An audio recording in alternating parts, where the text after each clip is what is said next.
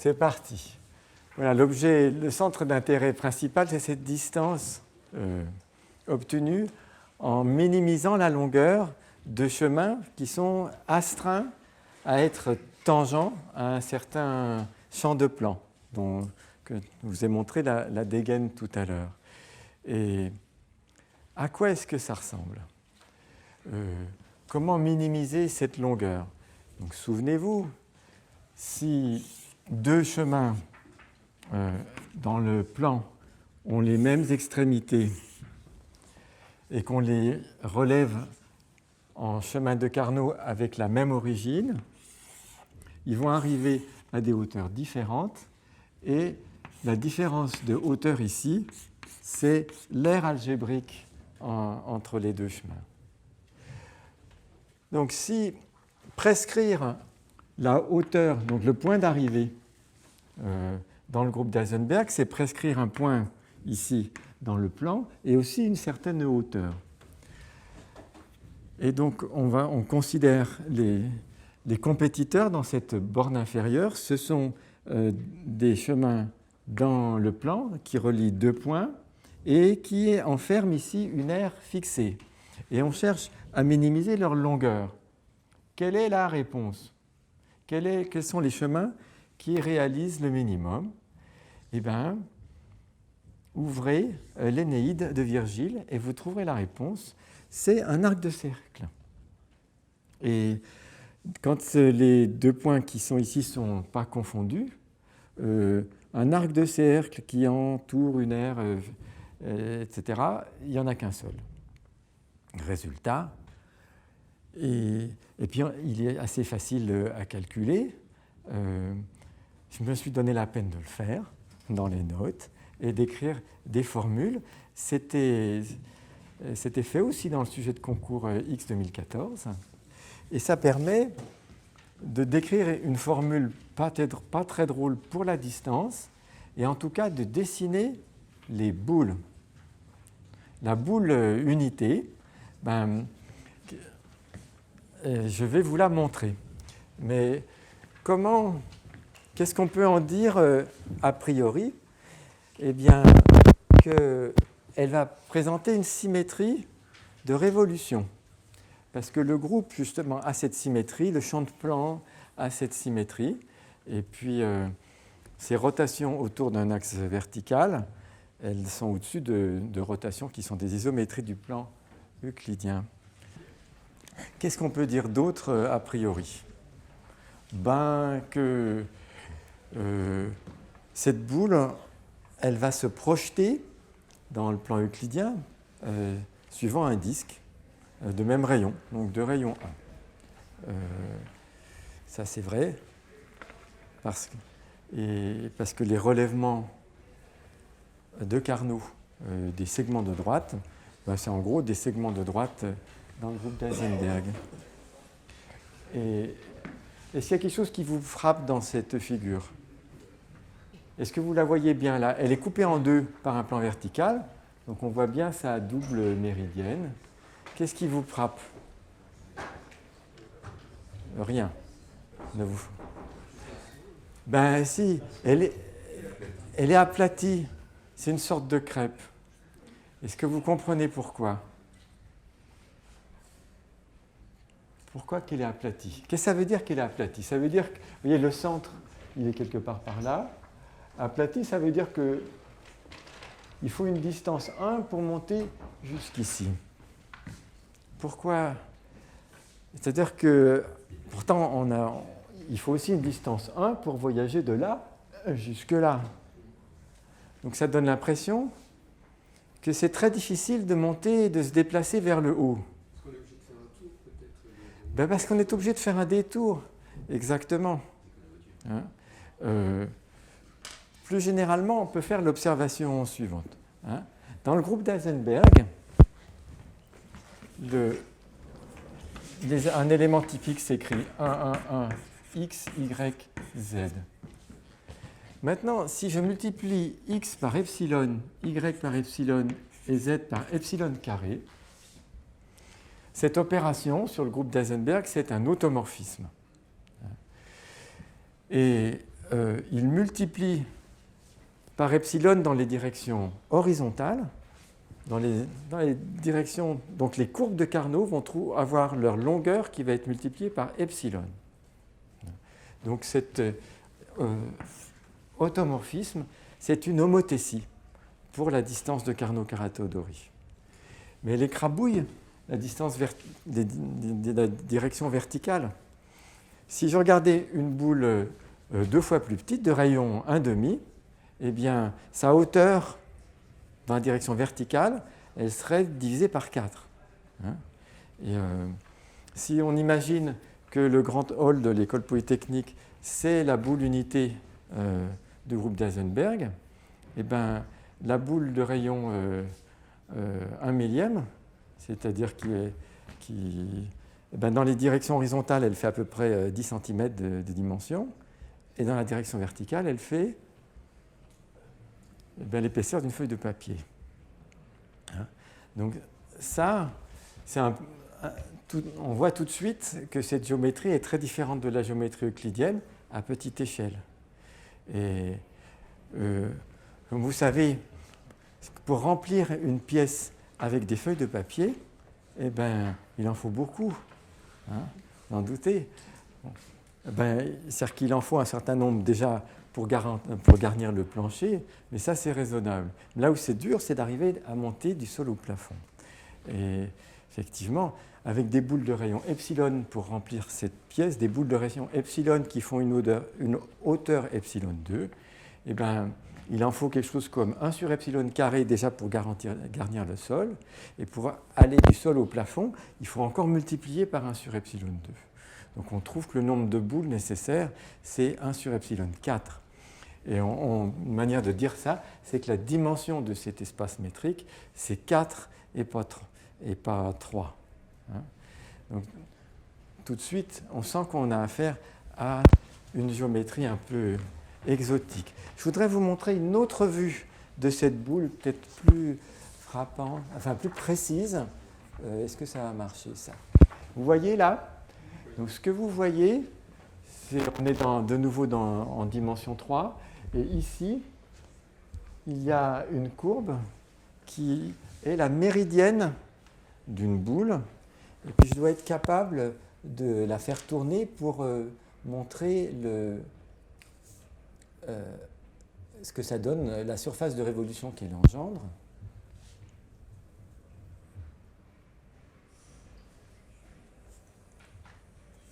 Bon, ça suffit.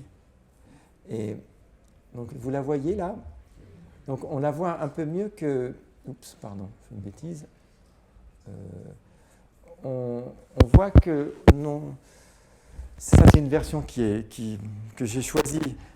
C'est une boule de rayon plus grande, de façon qu'elle monte plus vers le haut, et qu'on voit mieux sa forme, et en particulier le fait qu'il y a une pointe. Est-ce que vous voyez ça? Est-ce que je peux le tourner là? Je ne suis pas sûr d'avoir... il me manque un peu de main pour bouger tout ça.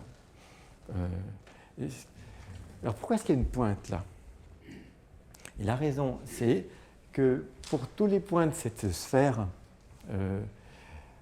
autres que ceux qui sont sur l'axe vertical, sur la direction du centre, il y a une unique géodésique. Il y a un unique plus court chemin dans cette géométrie qui les relie. Alors que les points qui sont sur l'axe, eh bien, il y en a une infinité du fait de la symétrie de révolution. Voilà. Ce qui explique cette singularité. Donc là, on a bien en vue cette boule. On comprend quel est son comportement quand on prend des boules de plus en plus petites et l'effet que ça a sur des dimensions. D'ailleurs, tant qu'à faire, on peut se faire un catalogue de dimensions. Les courbes. Est-ce qu'il y a des objets de dimension 1 dans cette géométrie? La réponse est, ben oui, les chemins de Carnot eux-mêmes. Ils sont de longueur finie, leur dimension est 1. Mais toute courbe de classe C1 qui n'est pas un chemin de Carnot, donc qui voyage et qui va couper transversalement ce champ de plan, elle va avoir une dimension égale à 2. Quant aux surfaces, quand elles sont raisonnablement, disons, de classe C2, eh bien, leur dimension de Hausdorff, ça va être 3. Et dans ce monde, il y a une notion d'air, la mesure de Hausdorff tridimensionnelle, qui est homogène de degré 3 sous ces dilatations. Et d'ailleurs, on peut se poser le problème d'étudier les surfaces qui minimisent l'air, qui s'appuient sur un contour donné, comme des films de savon, ou bien les surfaces, la forme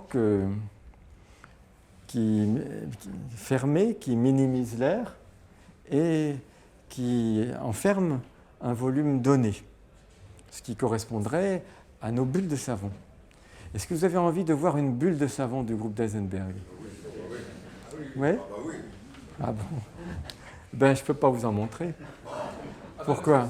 Ben oui, parce que je vous ai dit, je vous parle de la forme, la surface fermée, qui enferme un volume donné et qui minimise l'air.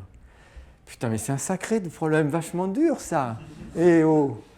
C'est un problème vachement dur, qui est ouvert depuis plus de 30 ans, hein, et pour lequel la réponse n'est pas complètement connue.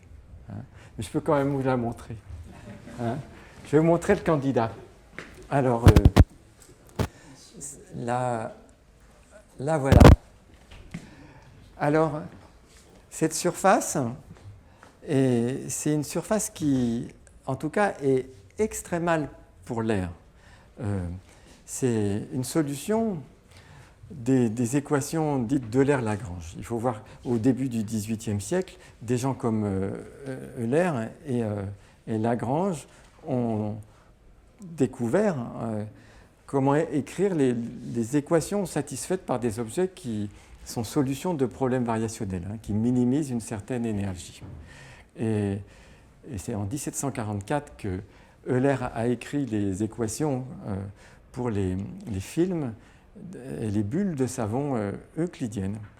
Et on peut utiliser les mêmes outils, les mêmes méthodes, et écrire l'équation des bulles et des films de savon. Et je ne peux pas résister au plaisir de vous l'écrire, cette équation, ou de la décrire en termes géométriques, parce qu'elle est tellement simple. Vous voyez une surface, ça coupe le champ de plan, là où se baladent des courbes de Carnot, suivant des courbes. Donc toute surface comme ça est feuilletée, balayée par des chemins de Carnot. Une surface est un film de savon si et seulement si les chemins de Carnot qui la balayent, ce sont des lignes droites. Donc c'est une surface, simplement c'est une espèce de surface réglée par des lignes droites particulières, puisqu'elles sont de Carnot. Et puis les bulles de savon, elles, leur propriété caractéristique, c'est que les courbes, les chemins de Carnot qui sont tracés dessus, ils se projettent dans le plan euclidien suivant des cercles qui ont tous le même rayon. Ah, et bien c'est la surface qui est faite là, elle est faite exactement comme ça. On part d'un cercle dans le plan euclidien, on prend son relèvement en un chemin de Carnot, le relèvement complet, on trouve deux points qui sont juste l'un au-dessus de l'autre, et puis on fait tourner. Et ça donne ça. Donc ça, c'est un candidat pour être une bulle de savon. Beaucoup de gens y croient, et il y a déjà quelques résultats partiels obtenus dans les années 2000 et 2010. On sait que parmi toutes les surfaces de classe C2 qui satisfont ces conditions de Euler-Lagrange, c'est la seule c'est la seule solution aux équations. Et puis on sait aussi qu'elle minimise parmi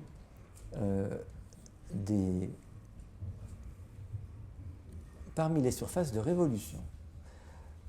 La voilà celle-là. Donc chacun de ces chemins de Carnot qui sont des relèvements de cercles est en fait une géodésique, hein, qui minimise la longueur entre ses extrémités. Et puis, donc c'est un peu curieux d'imaginer qu'on peut, en tourner une géodésique, obtenir une bulle de savon.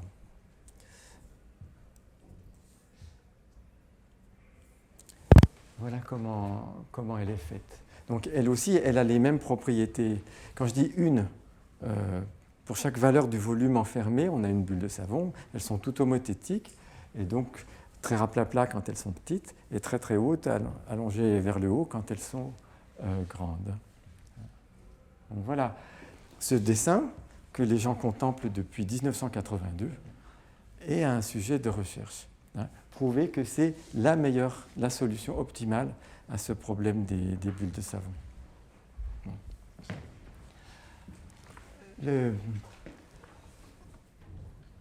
Est-ce que... Donc vous voyez, cette géométrie, elle a ce caractère exotique qui lui donne un certain charme. Bon, enfin, il y a quand même... les maths ne sont pas faits que de choses exotiques. Donc, ce qui est un petit peu remarquable dans le groupe d'Eisenberg en dimension 3, c'est le fait qu'on a pu résoudre le problème variationnel des géodésiques, écrire leur équation et résoudre le problème complètement. Or, cette question se pose pour des problèmes de contrôle plus général. Donc, essayons d'expliquer la problématique du contrôle optimal.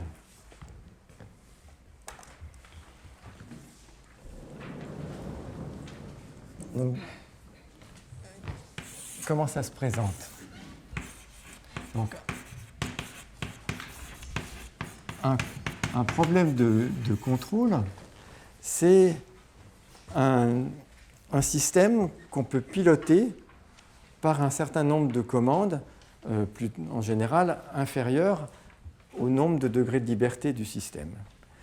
Autrement dit, on cherche les commandes, comment est-ce qu'ils pilotent le système?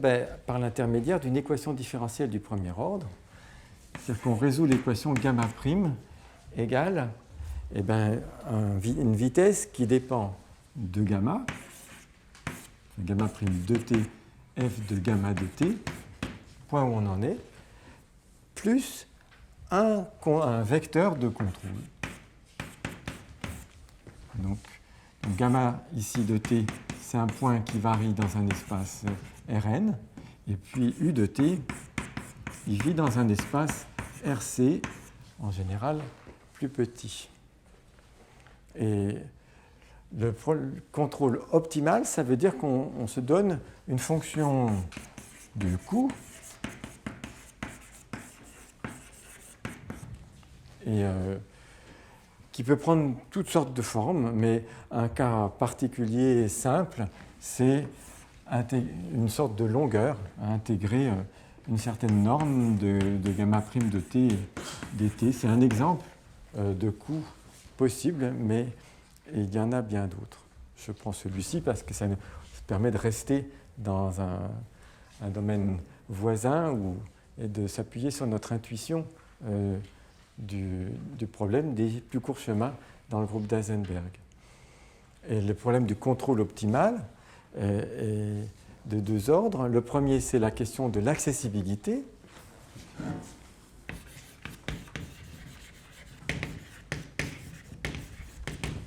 On part d'un état, on essaie tous les contrôles possibles, c'est-à-dire qu'on a le choix pour U de t à n'importe quelle application continue d'un intervalle dans RC.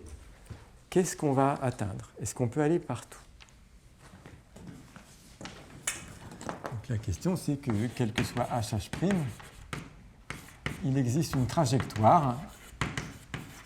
Là, il n'y a pas d'optimalité qui relie H à H'.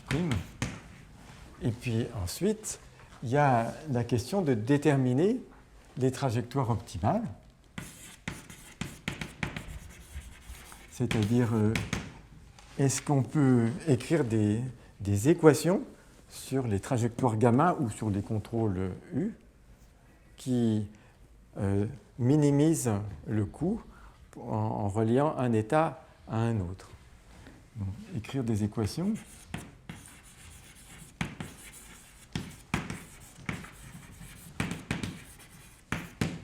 suffit de les résoudre, éventuellement.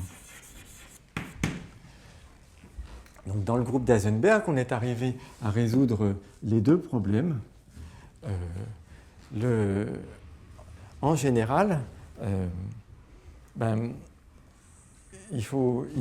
ces deux problèmes, ils ont une utilité pratique. Hein.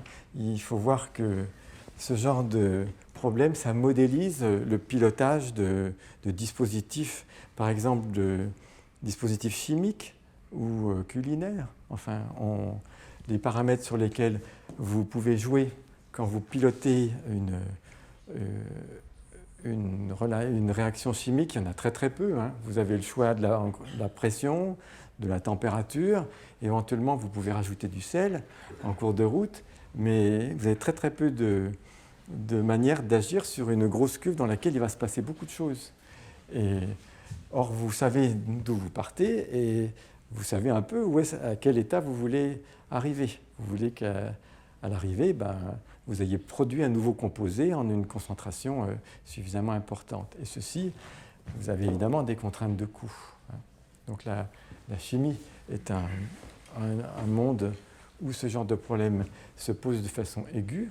Un autre monde, c'est les transports. Hein. Faire décoller un avion, tout le monde, vous doutez bien que c'est quand même important de savoir optimiser les trajectoires des avions au décollage et à l'atterrissage pour minimiser le bruit, minimiser la consommation de carburant. C'est des problèmes qui sont actuels. Hein. Il y a des thèses encore qui se soutiennent en ce moment sur des sujets comme ça. Et donc le groupe d'Heisenberg, vous voyez que c'est un prototype extrêmement simple, de petites dimensions et très visuel. Mais après, c'est l'enfance de l'art. C'est l'enfance d'une science qui est très active, elle est aiguillonnée par des applications pratiques urgentes. Et une des constatations... Donc le problème d'accessibilité est assez bien compris. Disons que sous des hypothèses très générales, on sait dire comment sont faits qualitativement les lieux accessibles, les composantes accessibles. Ce sont ce qu'on appelle des sous-variétés immergées. Ça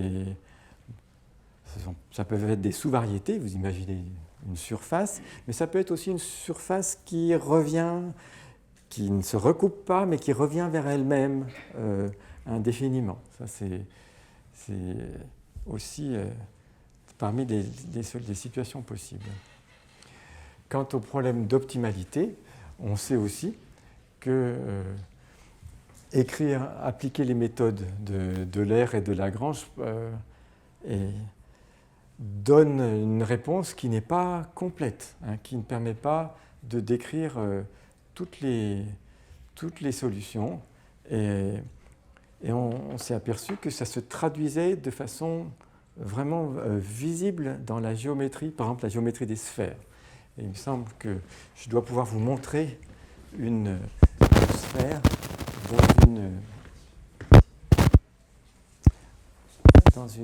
dans des géométries plus difficiles que celles du groupe d'Heisenberg de dimension 3. Là, j'ai été encore un peu optimiste. Donc, dès la dimension 4, on peut faire un exemple simple. C'est simplement le groupe d'Heisenberg auquel on rajoute une dimension. Hein, et on décide que les chemins de Carnot ont le droit, c'est un peu comme les chemins de Carnot en dimension 3, sauf que dans la quatrième direction, on a le droit d'aller librement dans cette quatrième direction. Et malgré ça, eh bien, vous voyez, ça c'est une tranche tridimensionnelle, hein, d'une sphère de R4, et eh bien, cette sphère, elle présente des pointes. Hein. C'est-à-dire et ces pointes correspondent à des chemins de Carnot optimaux. Il y en a un qui est dessiné ici, qui ne sont pas solutions des équations de L'Aire-Lagrange naïves. Et on peut aller même plus loin.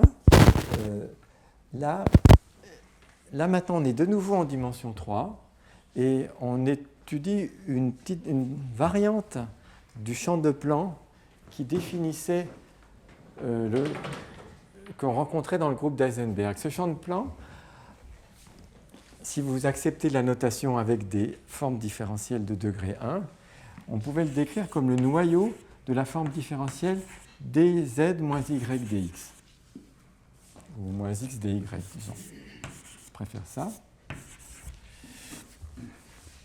Et on voit bien qu'à l'origine, c'est dz égale 0, c'est le plan horizontal, et quand on se déplace dans la direction de long de l'axe des x, ce plan se met à tourner.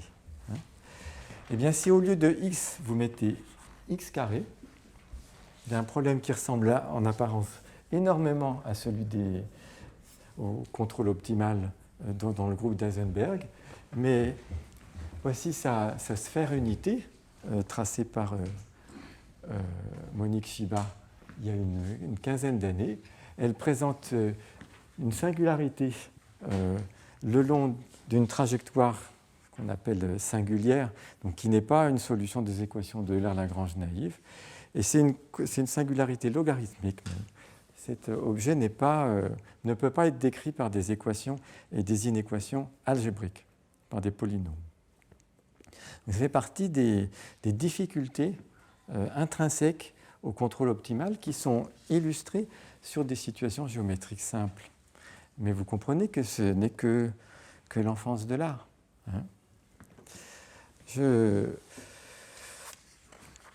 Que vous dire d'autre ?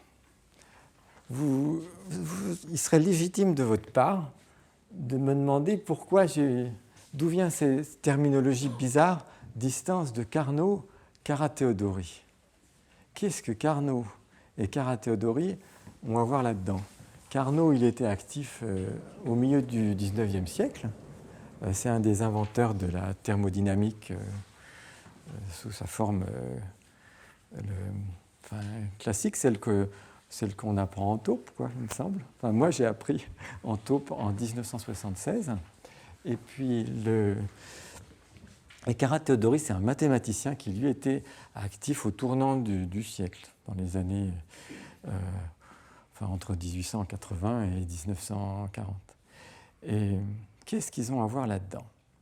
Eh bien, Carathéodory fait partie des gens qui ont essayé de mathématiser la thermo telle qu'on l'enseigne. Alors, et voici comment est-ce qu'il s'y est pris. Donc, écrivons son nom. Carathéodory. Il était grec, mais il a exercé principalement en Allemagne. Et il s'agit d'exprimer ce que c'est que la chaleur. Le travail d'une force, c'est quelque chose d'assez facile à expliquer. On en parle il me semble, dès le lycée. L'énergie, c'est un concept qui s'en déduit et pourtant c'est très différent de la chaleur. En quoi ? Eh bien, l'énergie, c'est une fonction d'état, c'est-à-dire que si on arrive à caractériser l'état d'un système thermodynamique par des sortes de coordonnées, l'énergie va être simplement une fonction de ces coordonnées. Et de même, le travail, ça va être une intégrale curviligne le long d'un chemin et qui va se traduire par une différence d'énergie. On est dans un terrain sûr et simple, c'est les fonctions d'état. La chaleur n'est pas une fonction d'état.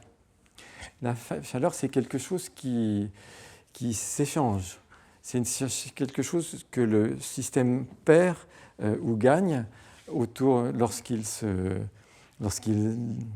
évolue, mais ce n'est pas une fonction de son état. C'est cette variation infinitésimale de la chaleur, eh bien, Carathéodory la modélise par une forme différentielle de degré 1. Donc la quantité de chaleur échangée infinitésimalement, c'est ça qui est bien défini.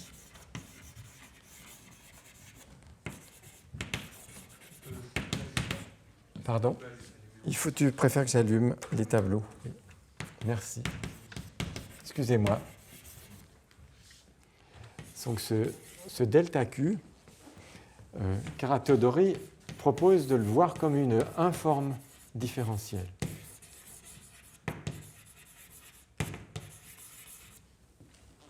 Et en thermodynamique, on parle de transformation adiabatique, c'est celle au cours desquelles il n'y a pas d'échange de chaleur.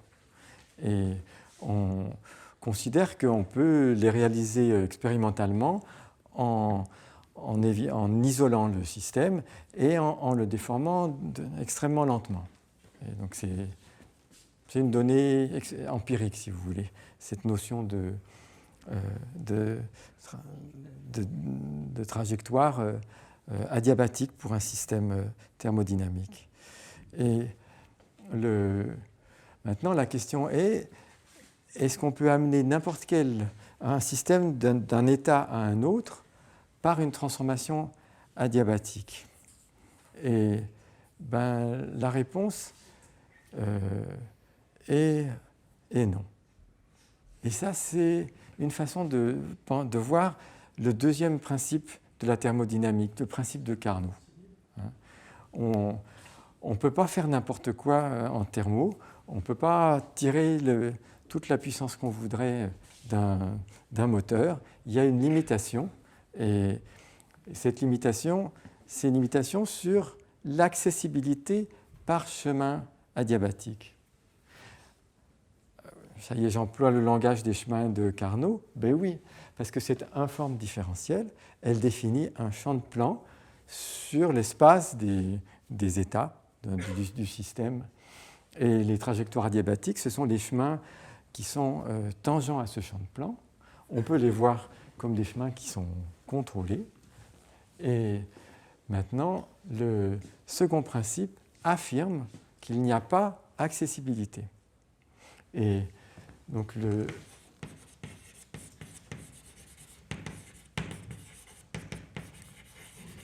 corollaire qu'en déduit Kara-Teodory, c'est que les composantes accessibles, eh bien, ça va être des hypersurfaces. Et donc, prenons une fonction ça va être une famille d'hypersurfaces qui va feuilleter l'espace des états. Et prenons une fonction qui est constante le long de chacune de ces composantes accessibles. Eh bien, c'est un candidat pour être l'entropie, telle que l'a introduite Carnot, enfin Clausius et les physiciens de la deuxième moitié du XIXe siècle. Donc, le corollaire, c'est existence, disons, appelons-le, d'un facteur intégrant. Je ne sais pas si cette terminologie est toujours à l'ordre du jour dans les classes de prépa. Non? En physique, oui. Merci. Donc voilà, exactement. C'est un facteur intégrant. Quand on a affaire à une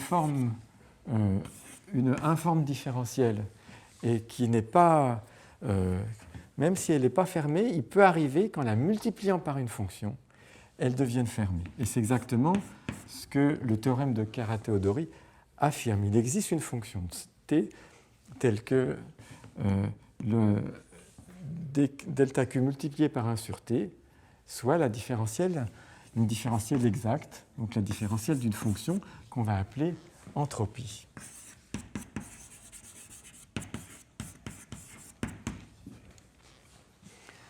Voilà. Donc le théorème de Kara-Teodory, c'est celui qui dit que si le champ de plan défini par une informe différentielle n'est pas accessible, alors elle possède un facteur intégrant et qu'on peut voir la nécessité de l'existence de l'entropie comme conséquence d'un axiome finalement plus fruste, qui est la non-accessibilité. C'est ça la contribution de Kara-Teodory en 1909 à à la thermodynamique. Et bon, c'est un point de vue intéressant qui a donné lieu à beaucoup de littérature et de discussions. Disons que les physiciens n'aiment pas tellement cette notion, puisque elle est difficile à vérifier expérimentalement. Comment est-ce qu'on peut faire toutes les évolutions adiabatiques possibles à partir d'un système? Enfin, c'est juste pas possible, quoi. Bon. Donc ce point de vue finalement assez abstrait ne les a pas vraiment convaincus. Mais bon, c'est quand même ce n'est pas oublié. C'est-à-dire que cette théorie de Kara-Théodory est toujours commentée, à défaut peut-être d'être enseignée. Enfin, moi, je me souviens qu'on me l'a enseignée il y a 40 ans. C'est présenté avec les principes d'accessibilité disons, la température introduite comme facteur intégrant de la chaleur. Dans Zemansky, c'est marqué non-accessibilité. Oui. Donc il y a quand même des auteurs physiciens qui ont adopté cette terminologie. Donc vous voyez d'où vient la terminologie, hein, c'est que la thermodynamique a affaire à des champs de plans et à la géométrie des trajectoires qui sont confinées à être tangentes à ces champs de plans. Bon, je pense que quand on associe le nom de Carnot à cette distance, il se retourne dans sa tombe, le pauvre. Mais parce que lui, il n'a vraiment pas grand-chose à y voir. Mais Kara-Théodory, je pense que lui, ça lui fait plaisir. Et puis, il y a si vous avez encore un petit peu de patience, je voudrais vous raconter encore une autre histoire. Hein, parce que nous, géomètres, on s'intéresse à ces mondes continus. Pour moi, le groupe d'Heisenberg, avec sa métrique de Carnot-Kara-Théodory, c'est un espace en soi, c'est-à-dire dans lequel je vis au quotidien. Hein. J'ai même un collègue qui a réalisé un petit film, une petite vidéo qui s'intitule Life in the Heisenberg Group. Donc je veux dire par là que nous avons appris depuis le début du XIXe siècle que l'espace dans lequel qui est le terrain de jeu du géomètre, ce n'est pas seulement l'espace euclidien. Hein. Les géométries non euclidiennes du début du XIXe siècle, elles en ont fait des petits. Hein. Elles en ont fait... et ça, c'en est une parmi pas mal d'autres, mais qui a son charme, comme vous avez pu le voir. Et on ne s'est pas arrêté là. Hein. C'est-à-dire que depuis une quarantaine d'années, une trentaine d'années, on s'est aperçu que notre terrain de jeu pouvait encore s'agrandir. C'est normal, hein, au fur et à mesure qu'on vieillit, son champ de vision s'élargit. Et on a appris à jouer avec des espaces discrets. Discrets au sens qu'ils ont un nombre dénombrable de points qui sont éloignés les uns des autres. Ça ne veut pas dire que ces espaces ne soient pas tonitruants. Donc, je vais vous en donner un exemple. Le groupe d'Heisenberg, dans sa version à coefficient entier,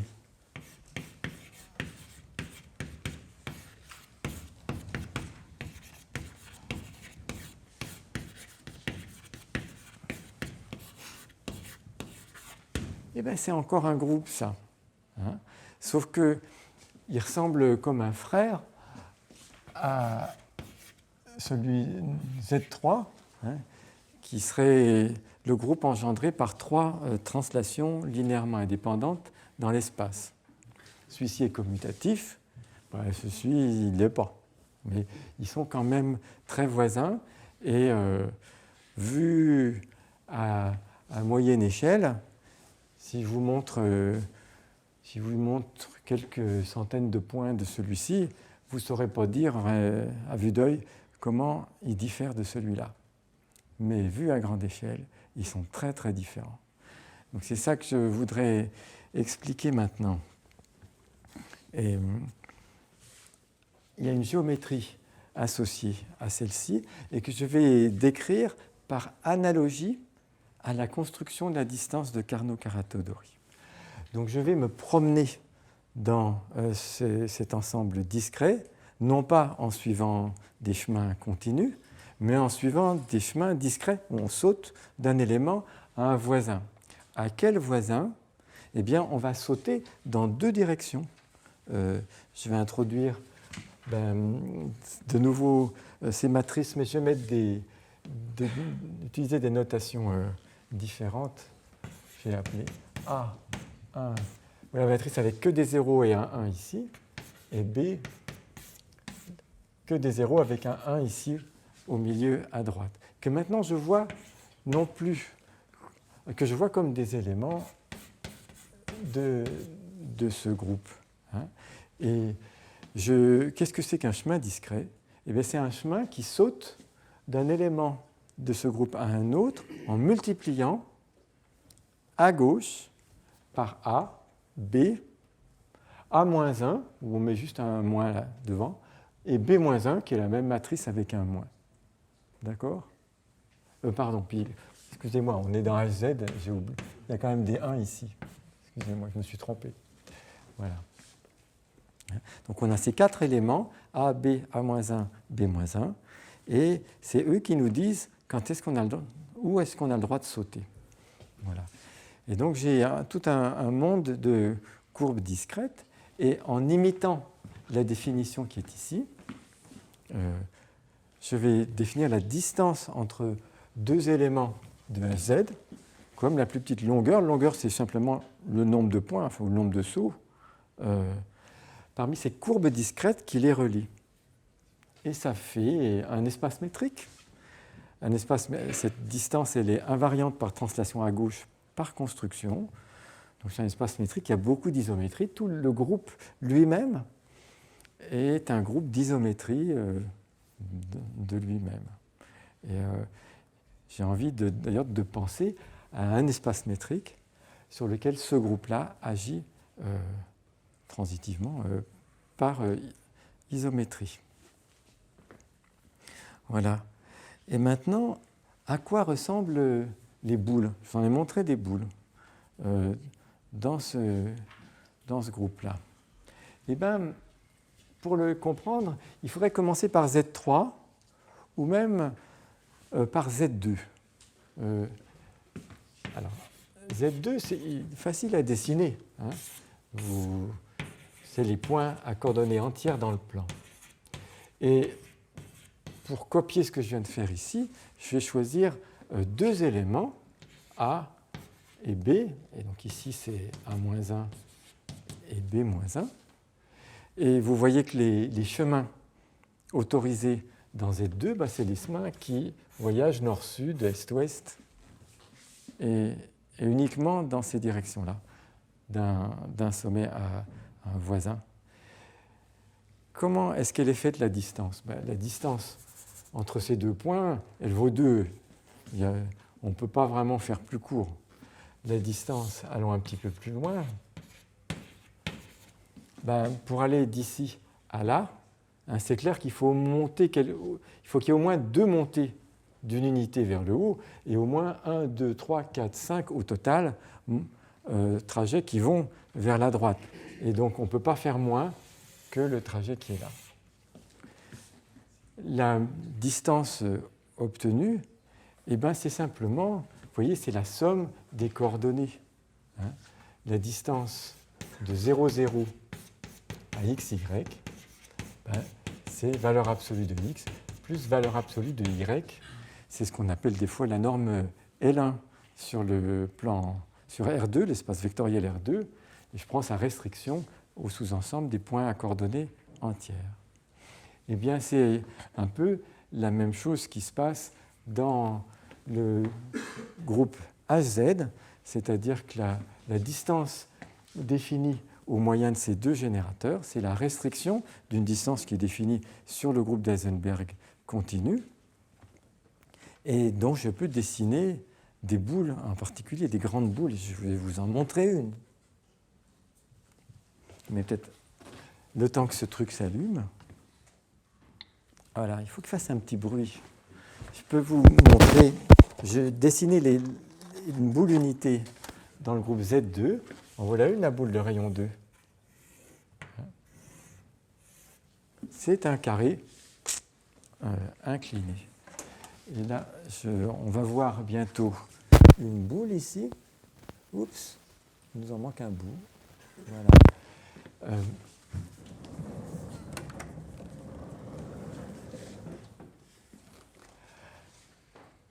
Ben, elle ressemble à la boule ronde de tout à l'heure, sauf qu'elle est carré bossue. Hein. Vous voyez qu'elle se projette dans le plan euclidien suivant un carré, le même carré que je viens de dessiner dans le plan. Et puis, elle a été, vous voyez, on a ouvert ici des grandes fenêtres parce que ce sont des plans verticaux. Hein, dans la sphère contient des portions de plans verticaux, ce qui permet de voir à l'intérieur et de voir que il y a le même phénomène de pointe qui rentre vers l'intérieur. Voilà. Donc ça nous donne une idée des grandes boules dans le groupe HZ. Hein. Et donc cette distance sur le groupe continu d'Heisenberg, dont la restriction est la distance à valeur entière sur les points à coordonnées entières, eh bien, cette distance, comme la distance de Carnot-Caratodori, elle est homogène sous les dilatations epsilon, epsilon, epsilon carré. Et donc, le volume d'une boule de rayon R, eh bien, il est en R puissance 4. Et ça démontre que le nombre de points de Hz dans une boule de rayon R est en R puissance 4. Donc vous voyez que non seulement, donc je viens de démontrer un théorème qui était considéré comme pas tellement évident dans les années 70 sur la croissance des boules dans les groupes de type fini nilpotent. Ça c'est un exemple. Et je l'ai démontré en passant au groupe continu et en appliquant un argument d'autosimilarité. Ça vous donne, c'est juste un échantillon de la puissance d'une méthode pour étudier ces objets algébriques un peu difficiles que sont les groupes nilpotents de type fini, en les approximant par du continu. On peut même, je suis rentré davantage dans le détail dans le texte en expliquant que cette distance sur Hz, si on la multiplie par une petite constante, par un epsilon qu'on fait tendre vers 0, on peut obtenir le groupe d'Heisenberg avec une distance à la Carnot comme limite d'une famille d'espaces métriques. Et c'est ce procédé qui consiste à appliquer une homothétie à un espace métrique et à passer à la limite. On appelle ça un cône tangent à l'infini. Parce que c'est exactement l'inverse de prendre l'espace tangent à un objet lisse en un point. Au lieu de dilater et de regarder ce qu'on trouve comme limite, on fait le contraire, on contracte. Et c'est évidemment la géométrie asymptotique à l'infini qui est révélée par ce procédé. Donc ça vous donne une idée dont la façon, l'étude de ces groupes continus peut servir à étudier ces groupes de type fini. Pourquoi est-ce que ces groupes de type fini nous intéressent depuis 40 ans ? Parce que d'abord, ce sont les groupes de symétrie des pavages, et plus généralement, ce sont les groupes fondamentaux des variétés. Ils apparaissent en topologie. C'est Poincaré qui a décelé leur rôle. Il les a baptisés groupes fondamentaux. Hein. Donc il s'est bien rendu compte que c'était important. Ça, c'était en 1901. Et au cours du XXe siècle, il s'est ont avéré que le groupe fondamental était c'était un vrai obstacle au progrès de la topologie différentielle. Et les progrès obtenus depuis les années 60, et Dieu sait s'il y en a eu, en un demi-siècle, beaucoup de problèmes importants de la fin des années 60 ont fini par être résolus, même il y a quelques années, en utilisant cette approche géométrique de leurs groupes fondamentaux. C'est une branche de la topologie qui s'appelle la théorie géométrique des groupes. Voilà, qui est une branche très active actuellement. Et vous voyez que cette belle idée de cône tangent à l'infini, en retour, elle en suggère une autre. Est-ce qu'on ne pourrait pas regarder, pour ces géométries associées à des champs de plans, ou plus généralement à des problèmes de contrôle, un cône tangent, non pas à l'infini, c'est un peu ambitieux, mais seulement en des points au sens plus classique? Et la réponse est oui. C'est-à-dire que certaines familles, des grandes familles de problèmes de contrôle optimal, possèdent en chaque point une sorte de modèle tangent en ce point. Et ce modèle est donné par un groupe de Lie et nilpotent muni d'une métrique de Carnot-Caratodori invariante à gauche. Donc en retour, on s'aperçoit qu'on introduit un concept qui est utile à l'étude du contrôle optimal, un problème qui est ancien, enfin on peut dire, qui remonte au XVIIIe siècle. Voilà. Donc vous voyez que c'est le groupe d'Heisenberg, c'est vraiment notre ami, parce que plein de gens l'ont rencontré. Hein. Il y a plein de likes sur sa page web. Hein. Plein de gens, les gens du contrôle optimal l'ont rencontré. Mes camarades d'EDP l'ont rencontré. Mes collègues algébristes, les fous de la théorie des représentations en dimension infinie, tout ça, ils sont tout excités à propos de lui aussi.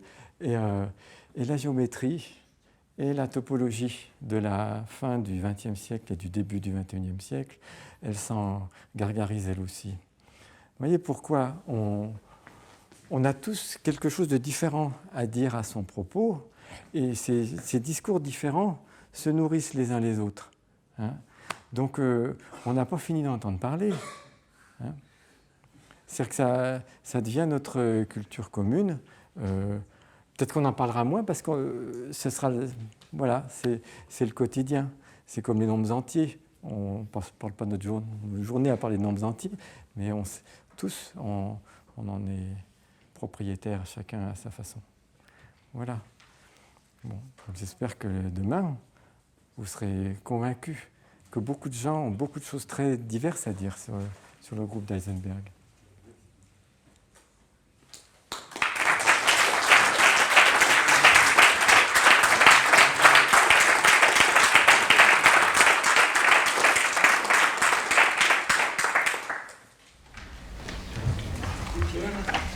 Y a-t-il des questions sur la géométrie de Heisenberg?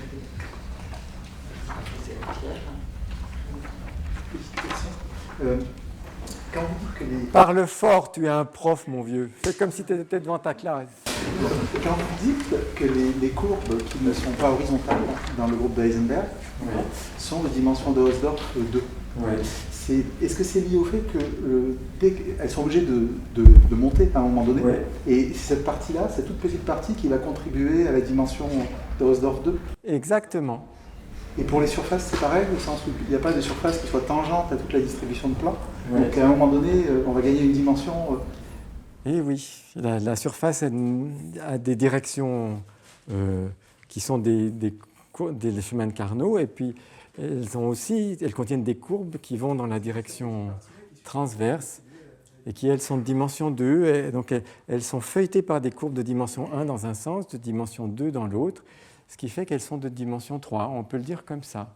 Et d'ailleurs, la mesure de Hausdorff 3 tridimensionnelle est vraiment une mesure produit de 1-dimensionnel dans une direction et 2-dimensionnel dans l'autre. J'ai une autre question, Vas-y. mais j'ai cru entendre que vous avez dit que les groupes de Heisenberg discrets et continus n'avaient pas la même géométrie à l'infini. J'ai vaguement entendu ça. Alors, j'ai dit que le groupe d'Heisenberg discret et le groupe commutatif discret, voilà, à échelle moyenne, on n'arrive pas vraiment à la distinguer, mais à grande échelle, ils sont différents. Quand on compte le nombre de points dans une boule, on en trouve le rayon de la boule puissance 4 ici et le rayon de la boule puissance 3 là. Et puis j'ai une petite dernière.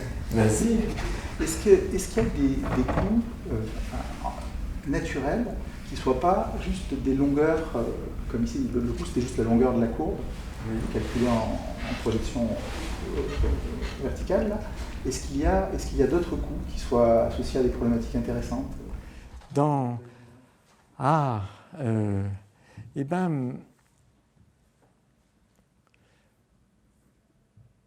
Écoute, c'est bien possible, mais avec presque de 40 ans d'expérience, je ne les ai pas encore vus.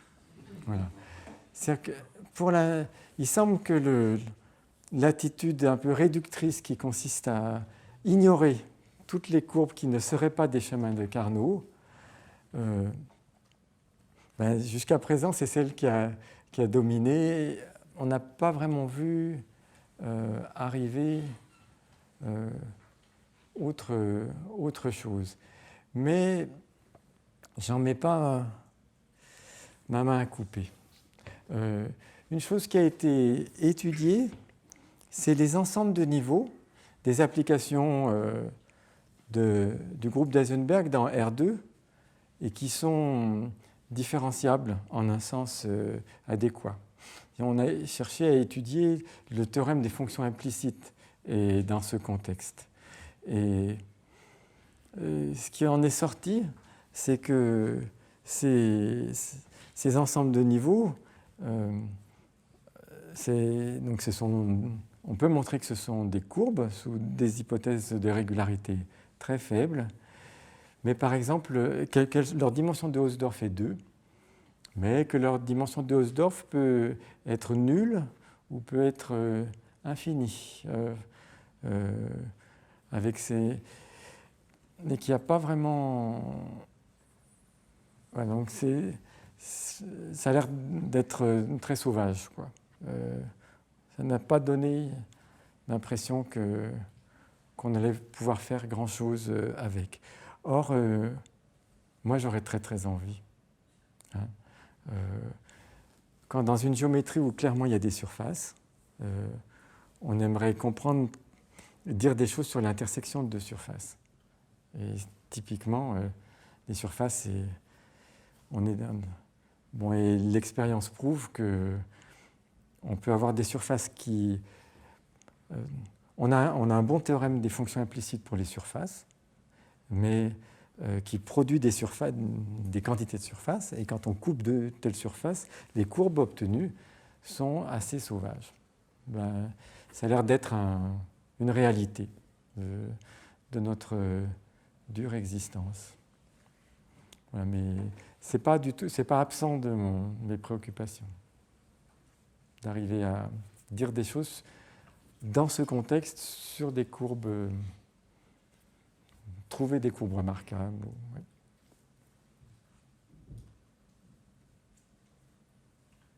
Ouais.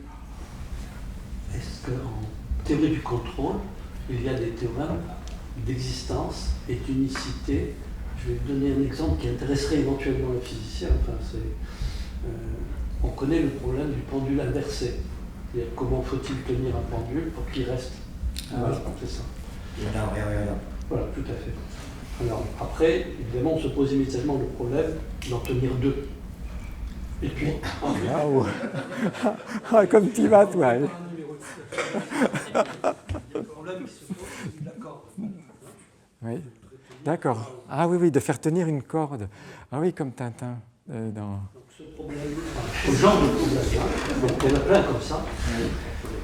Est-ce que les mathématiciens ont des idées constamment. Mais oui. Bah oui, écoute. Donc le problème de contrôler un manche à balai qu'on tient comme ça, posé sur sa main, c'est l'un des problèmes de contrôle les plus simples possibles. Hein. Il est différentiellement plat dans la terminologie de Michel Fliss, ce qui veut dire qu'il peut être complètement paramétré par des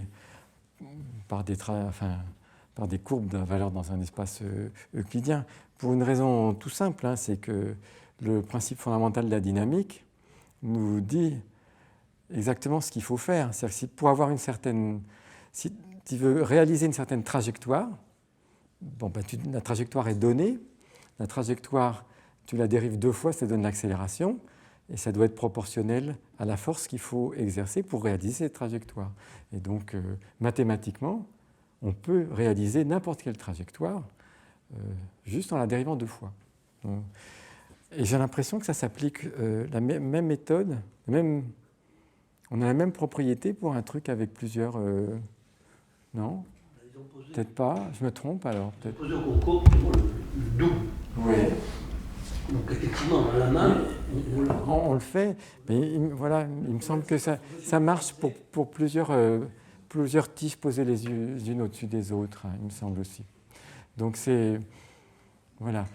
pour moi, ça relève de l'aspect constructif et au sens implémenté dans du logiciel, utilisé par l'industrie quotidiennement, du contrôle optimal. Ça, c'est les problèmes pour lesquels la théorie ça marche vraiment drôlement bien, parce qu'elle donne une excellente réponse même sur le plan de la technologie derrière. Je crois, si j'ai bien compris ce que tu as en tête. Le problème, c'est l'unicité, c'est ça qui n'est pas évident. Ah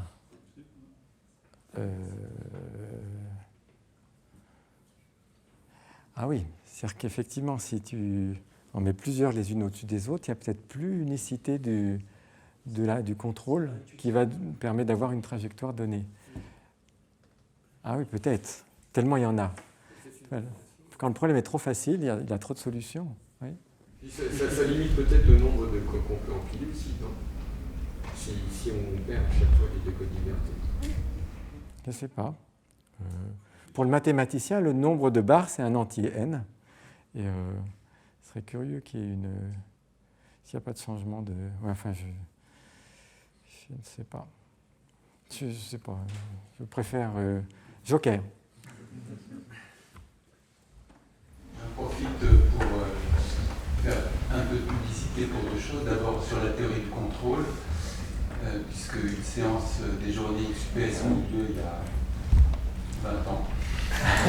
Déjà. Vous retrouvez les textes en ligne, en volume. Et puis aussi, nos amis de l'École normale supérieure, cette année, organisent des journées UPS. Et je crois que c'est sur la théorie du contrôle, en partie. Hein, puisque il y aura Pierre Rouchon, si j'ai bien vu, et Jean-Michel Coron, qui seront. C'était déjà Rouchon. Hein? Et Coron aussi. C'était un des intervenants d'il y a 20 ans. Sauf qu'ils ont 20 ans de plus. Oui.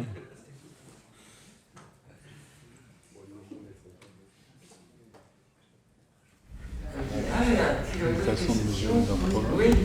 La notion généralisée dont on nous a parlé ce matin du groupe d'Eisenberg, HL, là, avec, est-ce qu'elle est aussi intéressante ou est-ce qu'elle a d'autres particularités géométriques?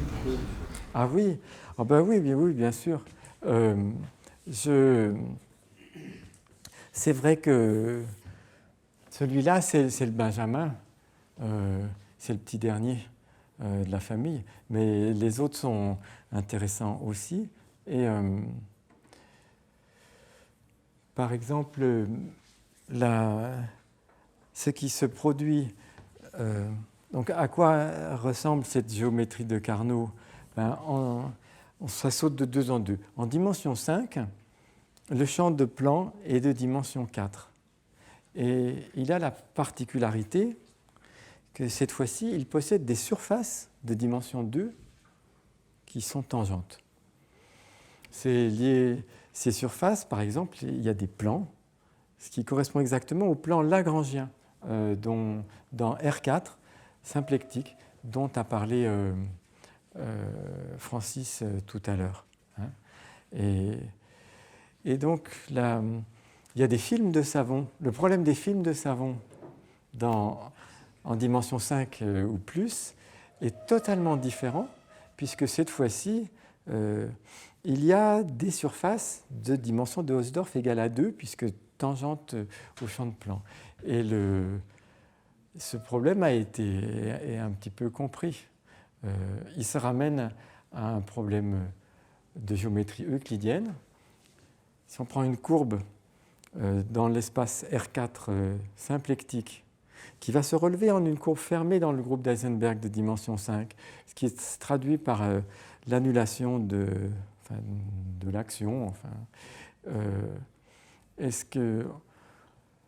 qu'on peut la remplir par une surface qui va être dont le plan tangent est partout lagrangien, hein? Et la réponse est oui. Et maintenant, est-ce qu'on peut minimiser l'air? Donc étudier les surfaces minimales lagrangiennes. Et c'est un très très joli problème d'analyse géométrique. C'est un problème qui est très actif et qui, en plus, qui est lié au programme de la symétrie miroir, qui est un truc complètement fou, c'est une espèce d'ensemble de conjectures qui ont été formulées par des physiciens théoriciens, enfin des théories des cordes, des théories des champs, des trucs comme ça, à la fin des années 80, et qui ont donné lieu à d'énormes développements mathématiques, et peut-être même d'ailleurs à une session XUPS. Non, peut-être pas. Dans la symétrie miroir, peut-être pas. Non. Dans les 20 ans qui viennent. Voilà. Bon, donc il y a aussi le groupe d'Eisenberg de dimension 5 qui est aussi un terrain de jeu qui est un petit peu différent.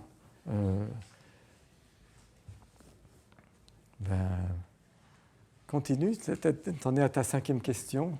Tu as encore droit à une 6e question. Ah non, tu sèches là. Ah, vas-y.